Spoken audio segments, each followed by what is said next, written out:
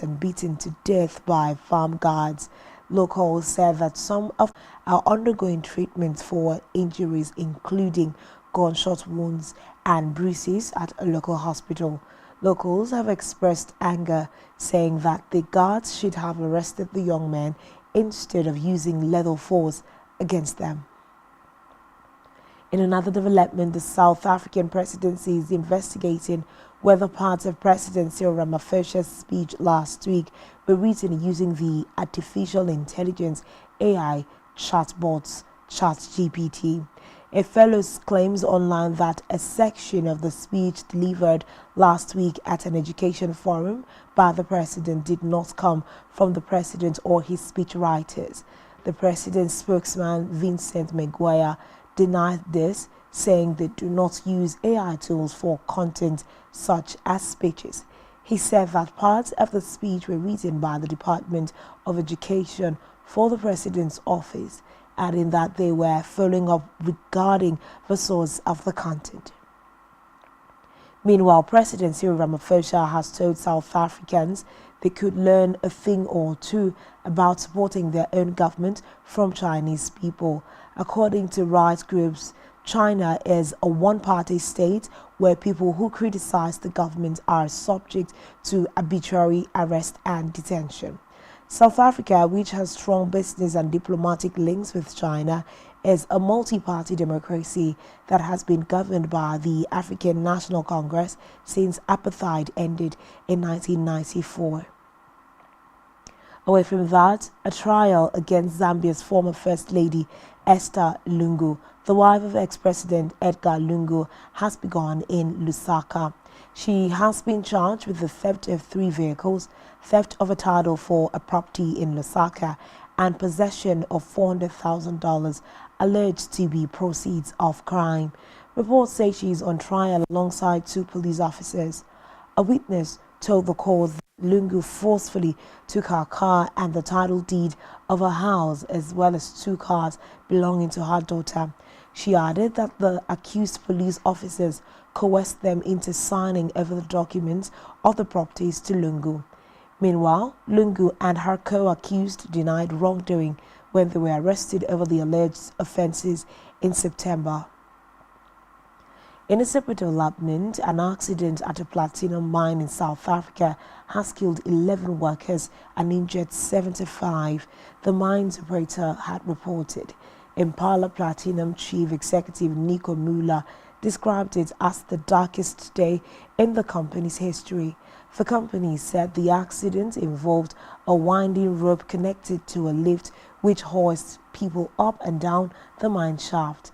The lift started moving downwards unexpectedly, it added. South Africa has some of the world's deepest mines. It is a leading producer of platinum, gold, and other raw materials.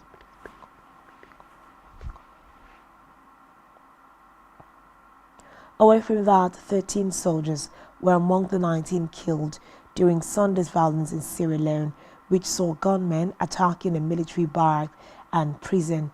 An army spokesperson has said Sierra Leone spent Sunday under a nationwide curfew amid disarray in capital Freetown. The information minister described the attacks as coordinated and planned. Reports say a newsman saw armed men on the streets chanting that they would clean Sierra Leone. As well as the 13 soldiers, 1 police officer, 1 civilian and a private security employee were also killed, along with 3 of the attackers, Army spokesman Colonel Issa Magura reported. In a related development, Sierra Leone's government said it was in full control on Sunday evening after reporting an attack at a military armory in the capital Freetown that sparked armed clashes, which the president called an attempt to destabilize the state. Authorities in the English-speaking West African country, which has been going through a political crisis following elections in June this year, have declared a national curfew until further notice. Meanwhile, President Julius Maada Bio said that calm had been restored after what he described as an attempt to undermine peace and stability in the country. Meanwhile, police in Sierra Leone say they are continuing the manhunt for people involved in what the government has described as a planned and coordinated attack on the capital. Recall that gunmen broke into an armory and several prisons in Freetown on Sunday, enabling the escape of almost 2,000 inmates. Installations outside the capital were also attacked. The authorities are offering a reward of $2,000 for anyone with information on a perpetrator still at large, as well as $1,000 for any leads on escaped prisoners. Meanwhile, a nighttime curfew remains in place throughout Sierra Leone. Reports say 20 people died in the attack, 13 of them servicemen loyal to the government. Away from that, coup leaders in Niger have overturned an 8-year-old law criminalizing migrant smuggling in the country. The legislation allowed authorities to take action against smugglers who transported migrants through Niger's vast desert onto Libya and Europe. But President Mohamed Bazoum, who had worked with the EU to stem the flow of people across the Mediterranean, was overthrown in July in a coup. General Abdomen Tchani has since declared himself the new head of state. Meanwhile, Niger has reportedly started running its biggest solar power plant, filling in the shortage brought about by a cut in imported power supply from neighboring Nigeria in July. The Energy Minister Mohamed Mustafa said that quality of electricity supply had improved in the capital and other towns following the coming online of the solar plant. Baki noted that the plant has over 55,000 solar panels and can generate 30 megawatts of electricity. Malawi to send 5,000 more people to work on Israeli farms. Stay tuned for details of this and more after this time out.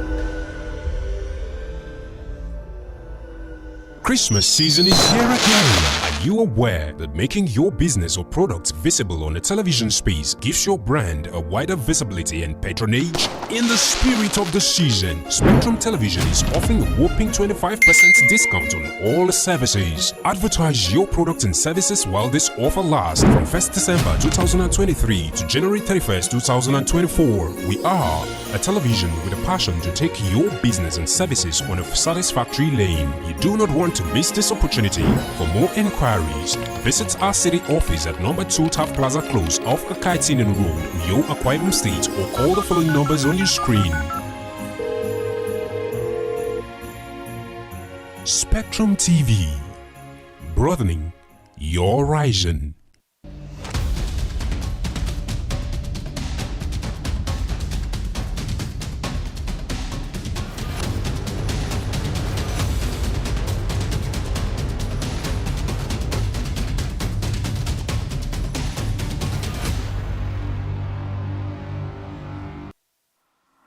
Thanks for staying tuned, and now to the rest of the news stories on Spotlight Africa. In Uganda, Finance Ministry has announced plans to borrow a $150 million loan from China's Exim Bank to develop the country's internet infrastructure. Reports say Uganda's ICT minister and junior finance minister presented the proposal on Monday to the Parliamentary Committee on National Economy. The move highlights Uganda's growing reliance on China for funding after the World Bank, one of its largest funders, suspended funding in August due to Uganda's adoption of a contentious anti-homosexuality law. Uganda previously took out a controversial $200 million loan from the Chinese bank to expand the Etembe International Airport. The loan has been criticized by some as imposing exploitative terms on Uganda. Uganda is also in talks with Chinese export credit agency Sinoja for a loan to help fund $5 billion pipeline through which Uganda plans to export crude oil to Tanzania. In another development, the Nigeria Civil Aviation Authority says it has launched an investigation following reports that a plane due to land in the federal capital, Abuja, landed more than 450 kilometers, about 280 miles away in the city of Asaba. It added that it wanted to assure travelers that it would leave no stone unturned to ensure safety in the aviation industry. Earlier, United Nigeria Airlines said the Sunday flight from the main city, Lagos, to Abuja had temporarily been diverted to Asaba in Delta State due to bad weather. It said the wrong announcement was made to passengers when the plane landed in Asaba, and it wanted to apologize for the misunderstanding.